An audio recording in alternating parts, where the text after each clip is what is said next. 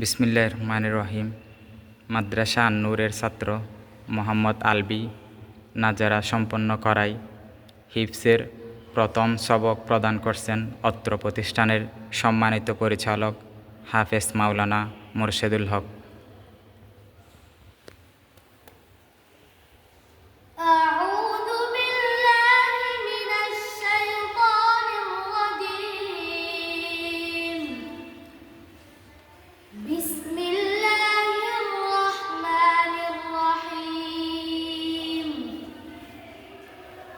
وما هذه الحياة الدنيا إلا لهو ولعب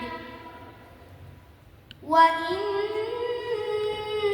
الدار الآخرة لهي الحيوان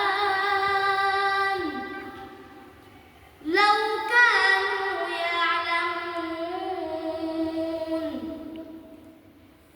فإذا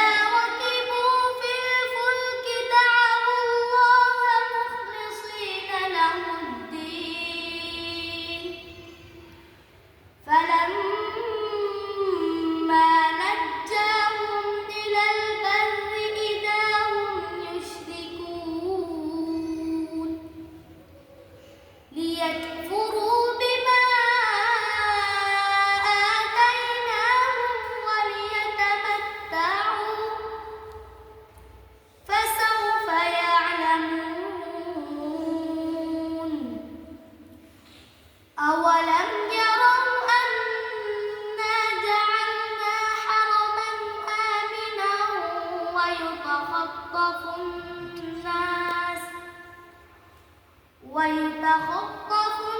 الناس من حولهم أفبالباطل يؤمنون وبنعمة الله يكفرون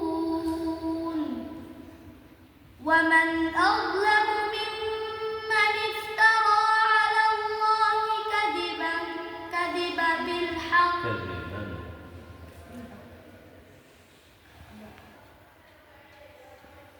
ومن أظلم ممن افترى على الله كذبا أو كذب بالحق لما جاءه أليس في جهنم مثوى للكافرين والذين جاهدوا فينا لنهدينهم سبلنا وإن الله لمع المحسنين صدق الله العظيم। আলহামদুলিল্লাহ। এখন পবিত্র কোরআন থেকে আমাদেরকে তেলাওয়াত করে শোনালেন মোহাম্মদ আলবী, যিনি হেফজ শুরু করবেন। নাজরা 30 পারা খতম করার পরে নাজরা শেষ করেছে আমাদের এই মাদ্রাসাতে। আলহামদুলিল্লাহ। ছেলেটার নাম হলো মোহাম্মদ আলবী, পিতার নাম হলো আবুল কাশেম ইউসুফ অরকিল ইসলাম আবাদ। তো ওনার আব্বা একজন প্রবাসী, সৌদি প্রবাসী, ওনার ছেলে। তো সে যেন হেফজ শুরু করে শেষ করতে পারে। দেশবাসী সবাই দোয়া করবেন এই আলবীর জন্য, ওনার পিতার জন্য। উনি যেহেতু সৌদি আরবের প্রবাস থেকে আমাদের জন্য রেমিটেন্স পাঠাচ্ছেন, ইনশাআল্লাহ ওনার জন্যও দোয়া করবেন। সকল রেমিটেন্স যোদ্ধাদের জন্য আমরা দোয়া করব।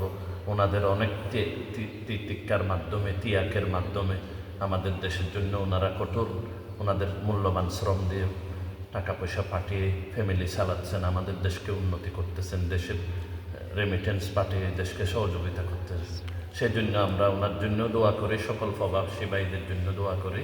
আর আপনারা সবাই মিলে আমাদের আন-নূর হিফজখানা, আন-নূর মাদ্রাসা, জিলঞ্জা, দক্ষিণ হাজীপাড়া, কক্সবাজার, এই মাদ্রাসার জন্য সবাই দোয়া করবেন ইনশাআল্লাহ। ওয়াসাল্লাহু আলা সাইয়্যিদিনা মুহাম্মদ ওয়া আলা আলিহি ওয়া সাহবিহি আজমাইন। ওয়াসসালামু আলাইকুম ওয়া রাহমাতুল্লাহি ওয়া বারাকাতুহু।